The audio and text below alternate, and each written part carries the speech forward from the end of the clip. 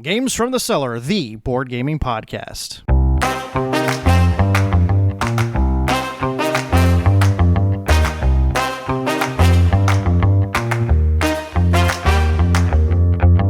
We have 3 copies of this in the collection. We have 3 copies of this game, and people are trying to find it, so we're just being greedy. I was gonna say, it sounds like we're sitting. It self-absorbed, sounds like you guys are sitting on about $600 worth of board game. Yeah. I don't know if it's that much, but I don't think anyone would want mine. What is this? What's this mark on the front? So this is the Adventurers, the Temple of Chac. Is that how that's pronounced? You can pronounce it however you like. That's how I have oft pronounced it. Chac looks right. Yeah. And this is an AEG game from just shy of 20 years ago. We're Indiana Jones XPs. Yes. Raiding the Temple of Doom. Yes. There's a boulder, there's lava, there's water, walls closing in. Waterfalls. We are committing treasure. crimes, There and the is idea is treasure, to get too. out before you get trapped in the temple. Yes, and there's lava, and there's water, by and there's setting rolling foot in this boulders, temple, we've doomed it to destruction. and we're looting it. I mean, that's So- what ancient Mayans are known for, right? Booby trapping everything. Yeah, sure. Yeah, the goal of the game is to haul as much treasure with you as you can, but you have to make it out of the temple before the boulder reaches the exit and Sealing you seals in. it off. seals you in. At which point there is no escape. In theory, Because you get sealed in, the entrance gets sealed off by the walls that close, that our characters are standing in the middle of right now at the beginning of the game. And the far end gets sealed off by the boulder that rolls down this entire track and closes off at that end. And we have to run down that same track in front of the boulder. Meanwhile, we have to loot various treasures from this temple on our way to the far end. yes. So as you play the game, you have to decide between moving quickly or stopping to pick up the treasure. And once you've picked up the treasure, it slows you down. And you can take risks, but taking those risks, you could get squashed by a boulder, you could fall into the lava, you could get swept away by the river. It's about as thematic a push your luck game as there is. Yeah, Yes, I agree. it plays pretty quickly, and we're fairly familiar with this one, I think. And it's very pretty, and it's got 1,000,000 cards, and it's got 5 dice, and it has this odd sort of motion where you roll 5 dice to determine how far you go, but you don't total them up. What you do is, depending on the amount of loot you are currently carrying, you get to move 1 space for every die that exceeds that number. So when you have nothing in your hands, a roll of 2 or higher on each of those 5 dice means you're allowed to move, which typically means you're going to move 4 or 5 spaces. But as you start picking stuff up, you start only being able to move on rolls of 3 or higher, or 4 or higher, or 5 or higher, until you're just sort of carting along, 50 pounds of garbage while this rock is coming up behind you. And the rock always moves on a 3 or higher, so it gets up to a good dose of speed. It goes faster. The longer in the game, the faster the rock goes. The first round, you roll 1 die. The second round, you roll 2. and so on, yeah. And I believe John mentioned a house rule that we were going to We were debating. yes. Yeah, I was arguing that if it rolls over somebody, it slows it down by 1. I was saying the opposite. If it rolls over somebody, it gets lubricated. It should go faster. So let's split the difference and say there's no difference. That works for me. I mean, Okay, so the house So rule first is off- nothing changes. first off, we have to determine how big is the boulder. Because the mass is going to determine whether your body is a speed bump or an oil slick. We can see it, actually. And there's these lovely figures. If we assume they're roughly to scale, Right, and although we all of our don't see a characters are the slope, lightweights. there's no slope indication here, but there has to be. Otherwise, the boulder wouldn't be moving, right? So this whole thing has to be downhill. I mean, let's just assume that. We don't have to really assume, Well, if it's a Mayan temple, presumably we're entering at the top, right? mm-hmm. So we're entering at the top and then exiting at the bottom, and the boulder's rolling all the way down. All right, I'm on bored the with this inside. already. All right. You're the one who brought it up, man. I don't know what to tell What are you all you. talking about? So we go through the walls that come and collapse on top of us, and then you can try to go through the lava field, which is quicker, and there are good rewards in the lava field if you're willing to do it. Or you could grab the other stuff that's over by the side, but that's tougher to do because you have to roll dice over and over again until you get a 1, 2, or 3 on all of them. No, you got to be more descriptive. No, you don't have to be more descriptive because then you I turn the corner, perfectly you either understood. jump into the water, and there's treasures at the bottom of the water, or you make a run across and you break the bridge. You don't break it completely until you're off of it, but you want to break it enough that the next guy jumping on falls in the bridge and plummets down to the bottom of the waterfall, at which point you die before you even get to the end of the game. There's like 5 ways to die in this game before the game even ends, and all of them can quite simply be settled down to your stupidity. It's a press your luck game, and it's fast. I will say, I don't remember most people making it out of this one. I think most people die. Well, it depends on what your strategy is, because you can grab yourself a couple of good treasures and then beeline. Bolt, yeah.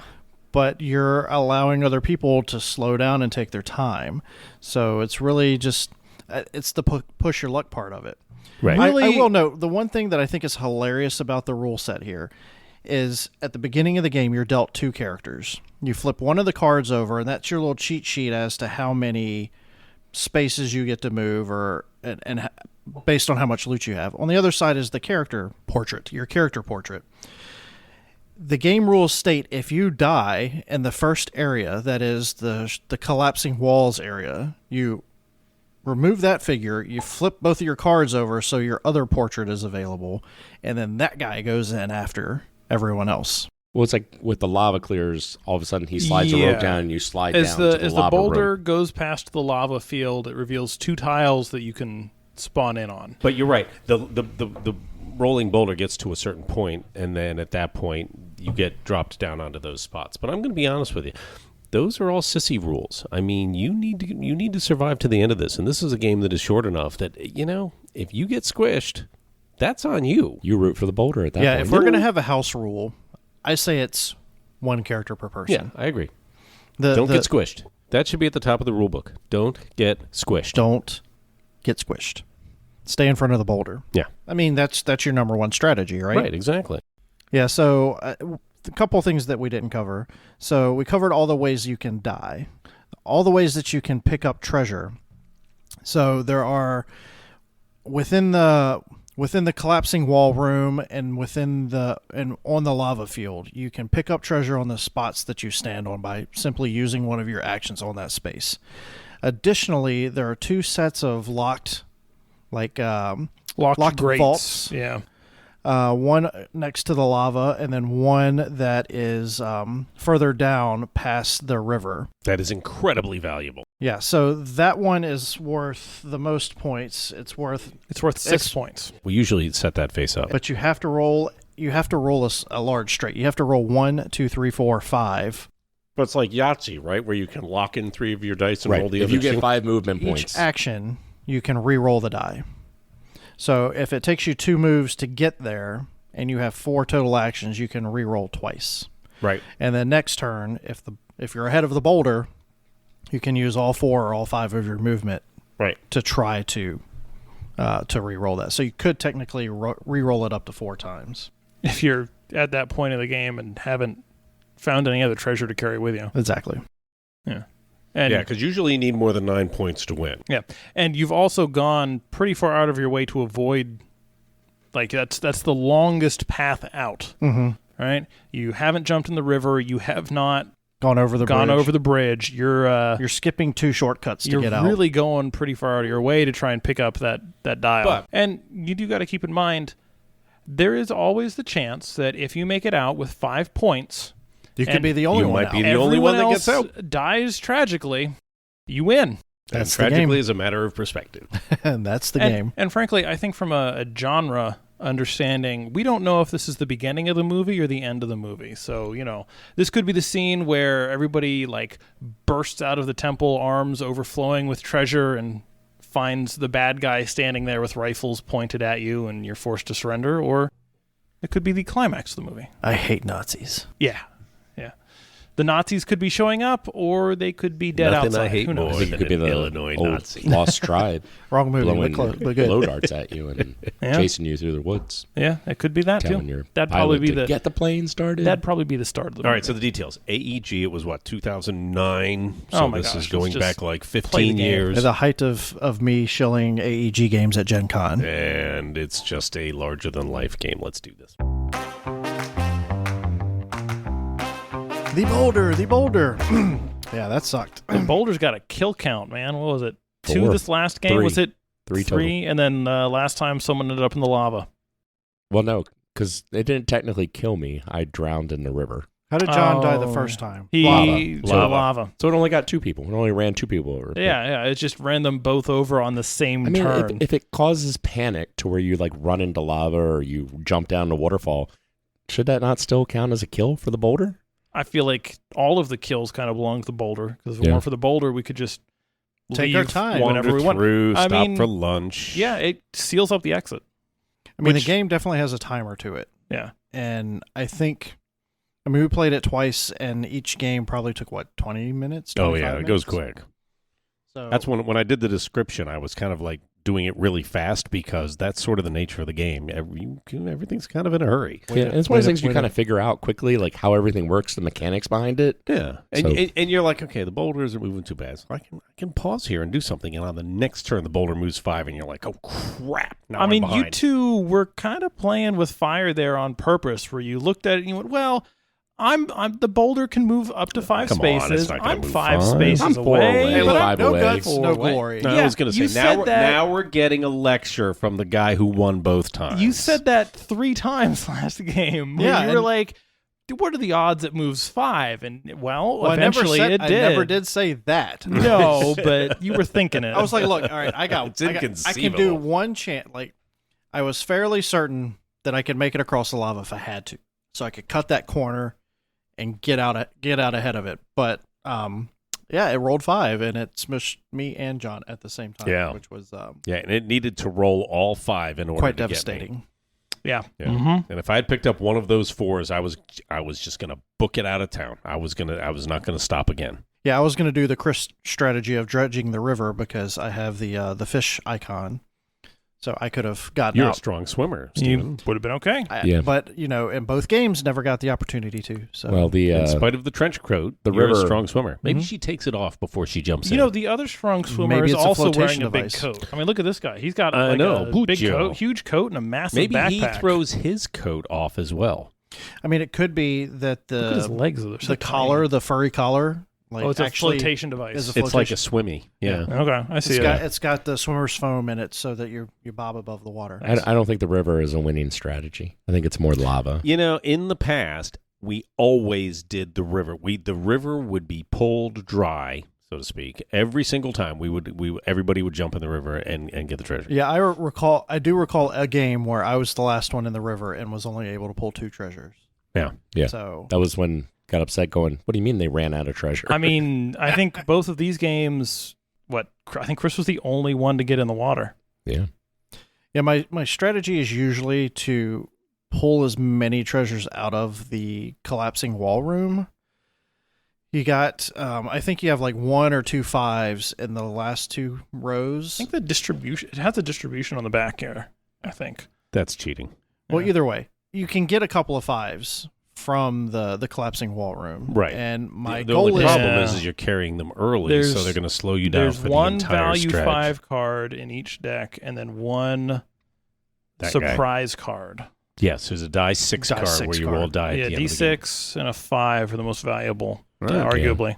so I try to leave the collapsing room wall with 2 4s and a 5. If I can do it, great. If not, Right. The problem with that is, You don't know what the other people have already pulled. yeah, and you're going to be tempted to carry out. Well, I've got 4 4s. oh no, I never carry out more than 3. I always okay, I but- pick the best 3 of what I have, and then I get out, and then I usually skip the lava room and go straight to the lock boxes, or I think you guys are playing for all the wrong reasons. I mean, you're trying to optimize and strategize a game that is fundamentally about being larger than life. This may be the single most larger than life game that has ever been printed. John, I got crushed by the boulder. No guts, no glory. Don't talk to me about That's true. I You did get over squished. optimizing. I did get I did kind of do the same thing each time, where I looked at every glyph. I looked at every tile in the collapsing wall. collapsing wall room, so that I could chart a safe path through the lava. And this time, I just got really lucky with my treasure pulls from the lava room and was able to book it. See, and I don't do the lava not because it's strategic or not. It's I don't want Don't to have fry. a good memory. Well, that doesn't help it either. But although this last time I got them both right, so I was doing okay on that. But watching your character fry to death just is not a lot of fun. I mean, drowning sucks, but I can't help but think that drowning is better than falling into lava. I mean, I'm sure both of them suck. I'm sure all of it sucks. That's true. Getting crushed by a boulder is also no. Yeah, I'm getting sure squished by the imagining your walls isn't character particularly die good would either. be awful. Yeah. Well, But you know what? It's a game. Has As anyone luck ever would have died it. in the collapsing wall chamber? No, but and so I feel suppose like somebody could, but here's the question. I mean, because it could just be front loaded. the answer is actually yes. I know that I have died in there because. But if you don't get out of there before the boulder goes by, Mhm. you have to be like trailing that boulder and hoping and praying that you can get across that bridge at the exact moment that boulder's turning that corner. So technically, it could be done in 3 turns, Wow. At which point, anyone still there is stuck inside. and I'm pretty sure the walls collapse after 4 turns or 5 turns. So in theory, it could slam shut On the second turn 2. Mm-hmm. But there's 15 cards that help keep that from happening. maybe Yeah. next time we just take out 3 blanks. Right, you could take out a couple of blanks, and that would kind of there's 'Cause ways there's- you could certainly to dial it be up fair, as if we- it's not scary enough. We did speed the boulder up this turn. Yes, we We did. This did, game. yeah. But I mean, We one die. One die. started with Well- 2 instead of starting with 1. Right, so we but that's not we just actually one sped it up die. 4 That's the collapsing walls didn't feel like much of a threat, right? I mean, even in the first game when we didn't speed up the what Chris boulder. was saying. Take a couple of those blank cards out, and maybe there'll Yeah. be a little more there. Yeah, if the walls are ratcheted and shut at the end of turn 1, you're going to go, maybe I don't just sit here and Right. pick through the treasure. Well, Right, gu- exactly. Guess we're not going the lava route. Yeah.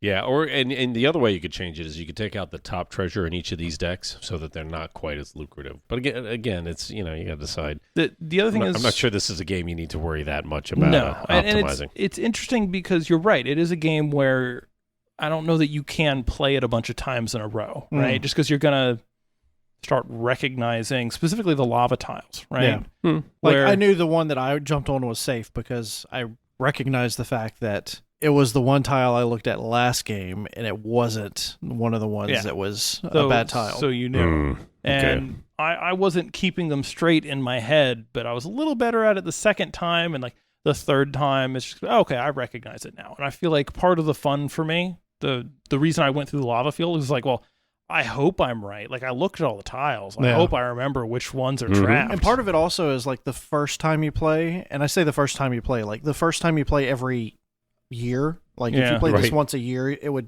you would have the same effect. When you look at the lava tiles to see which ones are the trapped ones, it's these kind of intricate patterns that when you're looking at them, you don't really know what to focus on. Yeah, they're very similar. And sometimes. some of them are very similar. Yeah. And This one's a circle with a square inside of it, and this one's a square with a circle with a square inside of it. Yeah. Which tile was the one that was trapped? You had 5 seconds to look at it. I think they're both trapped. You could add another 30 tiles and make it a little more complicated. Yeah, so basically what I'm saying is once you start looking at the tiles, you kind of recognize what to look for when you're looking to see which ones are trapped. Yeah, that's fair. But to be fair, I mean, you took the time to do that when you could have been taking treasure. You could have been bolting to get onto the other stuff. So I mean, Because you pay me now, like pay Sam me was later. saying, there's the pattern that's square, circle, square, inlaid with each other, and then the other one is circle, square, circle. The first time you look at that, you're like, okay, cool, circle, square, circle. I got that in my head. And then the tiles flip over and they're sitting there next to each other well, wait a minute. Which one is it? For me, this run, there's one tile, it's got a sun with flags coming off of it, basically. Right, you start making up a story that matches And the tile. when I looked at it to see which one was trapped, my brain just went, okay, sun with flags coming off of it. Yeah. And then we revealed the lava room, and I was looking at it, I was like, okay, there's 2 tiles that look like that. Which one's trapped? Yeah. I got it right, but if I hadn't, And I would have just that's the fallen into pizza the lava. That's the pizza piece that's been the pizza that's been cut into 4 pieces, and And that's the part of the game that's human. That's player skill, right? That's not roll the dice or risk evaluation or whatever. That's just how well did you memorize and it? how many other games have we bumped into that kind of stuff? And the answer is kind of 0. It's these are kind of interesting ideas that you're I not think stumbling into in other games. I mean, a lot of games have elements of player skill in them, but it's more about tactics, right? How well can you put together a combination of cards, and you have perfect information and all of that. But here it's, you looked at the tile that was trapped for 5 seconds. Can you remember what it looks like? Right. And can you remember the 4 you looked at and pick them out? And so they start there are games similar. like that, but I think there's some traditionalists who would not be pleased with that. No, I'm just trying to figure out. I don't think I've ever played a game where they did something like that, where you had a huge layout and you have to pick out the tile that you peeked at. Well, no, not that, but the memory part of it. Like any perfect information game with semi-hidden information, such as the Castile and El Grande. Yeah. It's kind of the same principle. Okay, that's fair. Are you paying attention enough to know how many each of us are putting into it?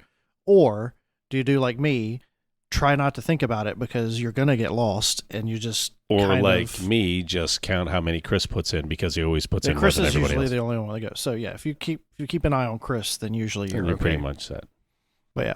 So my point being, but yeah, this memory game that you're playing, and the way the dice roll, it's not so that part's memory, all right, and the bridge, you're pushing your luck on breaking the boards every time you step on it, and if you want to, you could jump up and down on that one space and break even more, so somebody can't come along behind you. Each, and then the other ones are like roll Yahtzee dice. So there's all these kind of bits and pieces all put on one board and all play in about 30 minutes, even with 4 of us going. And I mean, there's just a whole lot of stuff going on here, and this is one of the examples I always use, that when it comes right down to it, the French make the best Ameritrash out there. That's right. It's Franco-trash. It is the best games. Russian Crush is there, where you get to race cars that can drop mines on each other or shoot at each other with machine guns. Formula Day comes out of France.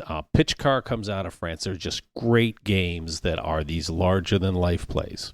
Yeah, like I don't care for racing games. Even some of the Fidudi games, like they seem like Euros, but they have a lot of Ameritrashy aspects to them. Like what's the Bruno one that we played in Paul's honor? Isla Dorada. Isla Dorada. Yeah. So you don't even like Shadows Russian over Crush? Camelot. What's Russian Crush? Mm-hmm. That's the one where you lay mines and you can shoot. And he might be too young Oil for Russian slicks. Crush. I don't remember Oil slicks. Russian Crush. I mean, we have to get Russian Crush out now. We'll have You to have play a partner. Russian Crush. I don't It is a remember race Russian game, Crush. but you get to fight. That's what I took away We're from it. making the point that the French do Ameritrash Better than anybody else. except for America. I don't think that's what John said. Yeah, I think John is. I think this is awfully trashy right here. Yeah, There's this is a great whole lot game. of crazy stuff on this map. So Did you ever play the follow-up to this, the Pyramid of Horrors? I have never played the Pyramid of Horrors. Yeah, I didn't. At this point, they had either sold the license to Fantasy Flight or whatever happened.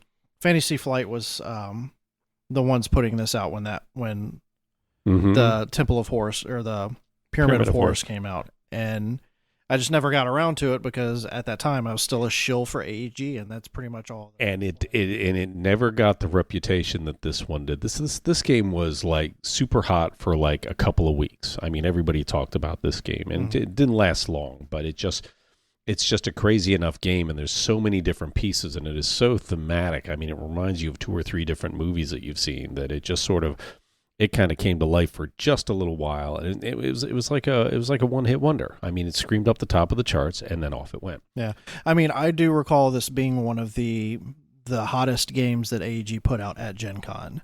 Yeah, this was one of the few games where there was a line in the morning to get this game. To line up to get the game. And I don't recall many other games. Yeah, and it was from that era. At least in my time, at my time with AEG, there may have been some after, like automobiles or something, but this is the one that I remember from my time. And I think they could still sell this now. I'd just be curious to know. It's got a lot of bits and pieces. Is it not still in print? No. It's very out of print. I think this got one good size printing, and that was it. I got 2. So AEG printed it once, and then Fantasy Flight printed it. Oh, really? I don't know which version I have. You have the AEG version. How do you know that? Because I'm pretty sure I gave that version to you. I think I bought this. I feel like that was one I brought home to you, because they used to pay us in games, and I would maybe buy you did. I would get stacks of games and bring them home and pass them out to everybody. Maybe you did that. But yeah, so I mean, could this game stand up in the modern time? I mean, I guess it depends, because here you've got what I consider to be a good family weight game. Like, Absolutely. this would be a very easy game to play with your family. Just, Right, because all you need is a master of ceremonies. I mean, anybody can talk you through all the pieces. And like Yeah. I said, you don't need to talk about how the water works until somebody starts getting close to the water, and then you can start.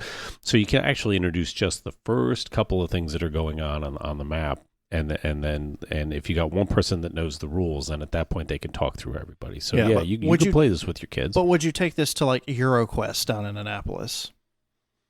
I mean, that's what I'm saying. Like, I don't think, It won't fit in. yeah, this would be a great Target game. Like, if Yes. they could do this mass market, if they could figure out Yes. how to work the production to a price point where it could hit mass So market how much shelves. does Ticket to Ride go for at Target? I think it's 45. Okay, so they could probably sell this for 80 if they really set their mind to it. You wouldn't have the Well, I painted would- people so anymore. Now, games like Everdell are 80. I couldn't pick Everdell out of a lineup. Everdell is like Is it a lot of pieces? yeah. Mm, It's okay. got this like cardboard tree that you build. It's okay, so this yeah. this could sell for $80. at Wingspan Target. sells for like $60 at Target. So okay, I mean, you're with a game like this, you're targeting like that $45 to $50 range. Yeah, I mean, I think I wouldn't want to pay 80 for it, but 40, 45, I'd be pleased. well, I don't think you're going to print this as cheap as Ticket to Ride. Well, that's what I'm saying. You got to figure out how to reproduce this in a way to where you could get. And the only reason Ticket to Ride is 45 is because they're printing it at scale. Right. So you Right. got to They figure can out. print 100,000 You got to copies. figure out a way to make this $45, and you could put it on Target shelves, and it would go. Straight out Yeah. the door. I mean, you could cut out the walls and replace the plastic walls and the plastic bridge and the plastic boulder with something. No, you can't replace the plastic boulder. You're right. The plastic boulder probably needs to stick, but Or you could just like have the players, whoever buys the game has to go out to the creek in the backyard and get an actual And get rock. Right, a rock. That's how you cut costs there. But yeah, the painted minis are, I think, a good selling point because these aren't too bad. But they were an add-on. Yeah, they were an It did add-on. not come and with the they- painted minis. They cost like $25 just for the minis themselves, and I have a feeling, that was back when painted minis were cheap. Yeah, and because they're hand painted. you can't get the. They are, and it's. I once heard Christian Peterson talking about it. Says, don't think for a minute that those minis are painted by a machine. They are painted by hand, every last one of them. So back when Chinese labor was far less expensive, they could do things like this, and just the market is not there for that anymore. But yeah, so Something about human rights and a fair wage. yeah, fair wages are. Yeah. However you want to go on that, you can go on that. So, I mean, we've pretty much come to the conclusion that somebody, if they could get it produced at the right You range, could sell this game. could make a lot of money at Target. Mm-hmm. So I think that leads us into the question, right? Well, what is this game actually going to be rated? Sam, you won. What do you give for a rating on Twice. this one? I won twice. You yes. did win twice. I don't know. I mean, it's a fun game. I enjoy playing it. Right? Mm-hmm. It's not a game that I would want to play every week or probably even every month. Right? Yeah, I and mean, it's fun to break out. You This run is through a it this couple is a good times once and- a year, Yeah. or twice at the same time, once a year type of game. Yeah, like For gamers. yes, because you play it a couple times, you're gonna start optimizing it. That's Mhm. just kind of how that works. You're gonna see patterns. You're gonna think about it. You go, well, maybe this is the most efficient way to do it. And at that point, I think you're going to optimize the fun out of this pretty quickly. And it kind of becomes a different experience at that point. It too. does, and that's maybe not a bad experience, but it's loses some of the lighthearted fun, I think, and that's where the adventure shines. Is when it's so thematic, and you can almost hear the music in the background as you're Mhm. playing it, and you're running from the boulder, and are you gonna make it? And you want to have to. When you start thinking about, is it worth me running into the water? Is that ever more effective than me trying for the bridge? And what are the odds of me stopping to grab the big treasure at the end of the path? And that's when it's not going to be fun. Play a different game, Yeah. right? But when you're in the moment of like, oh, I've got to like dive into the water because I have to escape the boulder, or And I may as well dredge and pick up some treasure while right, I'm at and it. you're just making crazy decisions because you're not thinking too hard about it and you're having a good time. It's a great game. Well, Easily a 7. And if the people you're playing against are doing really well, you're like, okay, then at this point I got to go balls to the wall. I got to take the risk, and at Yeah, that no point, you're guts, no just ahead of glory. that. Yeah. You're just And ahead of that boulder. It is a really easy game to play, Mhm. Especially when you're not too worried about optimizing it, right? As a family game, if you just want to like put it on the table and run whoever through it, people are going to have a good time because it's easy to learn, easy to play, and you go fast. I played this during the pandemic, 2020, right? In March, and so I last time I played this was 4 years ago. Wow. So when was lockdown? Lockdown was March 13th. Yeah, March 13th is when we got sent home from work, 2020, right? Yeah, I played this March 16th, 2020. So that was the following Monday we got together and played this, and that's when it came to an end. Chris, what's your number? No, I think Sam hit the nail on the head with, we're 4 experienced gamers and we kind of metagamed it a little bit.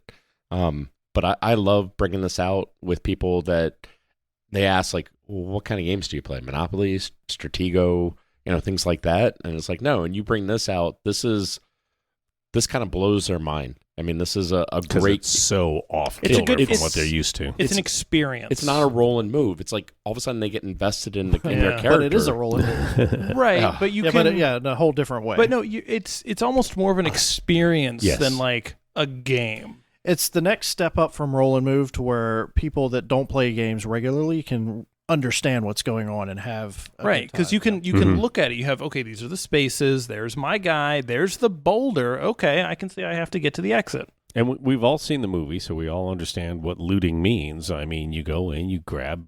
It's essentially a shopping spree. You go in, you grab what you can, and you get out before the sale is over. Supermarket sweep.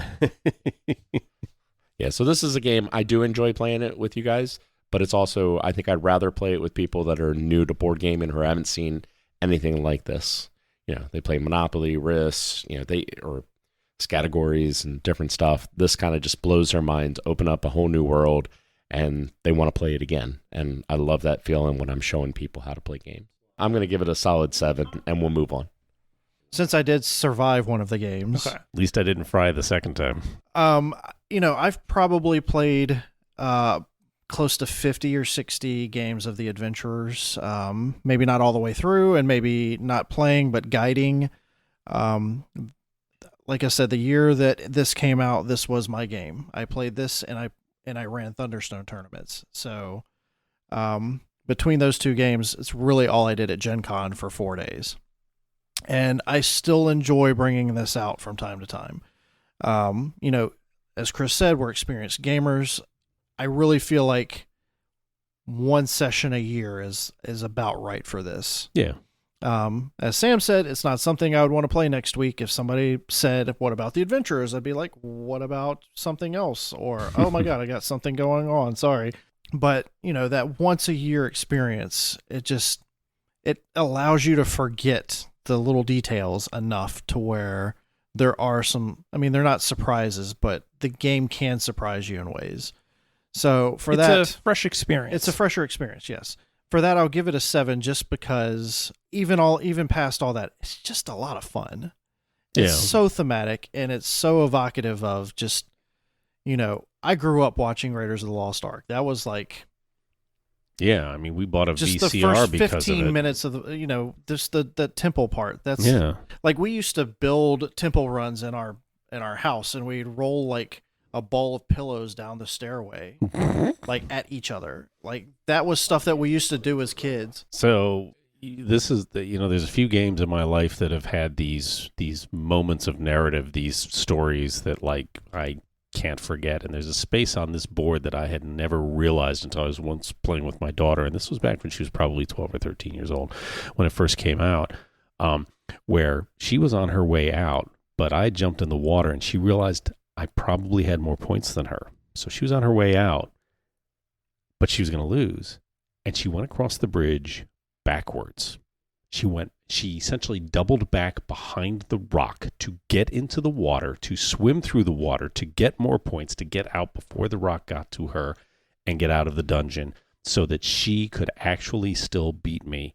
And when she went across that bridge backward, I'm like, are you insane? How did that work out? Oh, she died. But that's okay. That's okay. That was not the point, though. She had to throw the big dice to see what she could do. And the thing I had never realized is there are not 2 spots that get you into the river. There are 3. She could turn the corner from the spot next to the bridge, dive straight into the water, and she darn near got out. And she would have beaten me on points, but she just did not have enough time to get enough stuff she needed. But that's one of those stories. And you know, another one I remember is this little homemade game that a guy did called Sucking Vacuum that you and I used to play, Chris, on a regular basis. And there are these storylines that I remember that are, you know, I'm going to be, you know, drowning on my dentures when I'm 80 years old, and I'm going to be thinking of games. And this is one of those games that has that moment. That's only 20 years from now, John. It's getting close. You're right.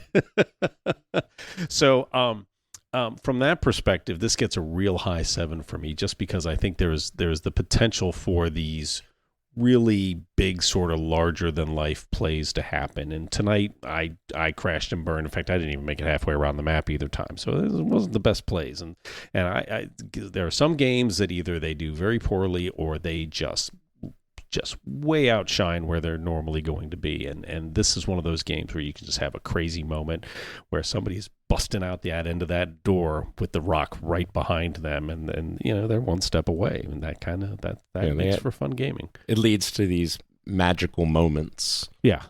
It's all about stuff that you remember, stuff that you like. You know, I used to joke about HeroScape. You know, 50 years from now, you're going to be on the golf course and you're going to be talking about that game of HeroScape you played with your buddy when you were 17 years old. And this is the kind of game that can give that kind of experience. All right, any parting thoughts? I think this game is fine. This game is fun. No guts, no glory.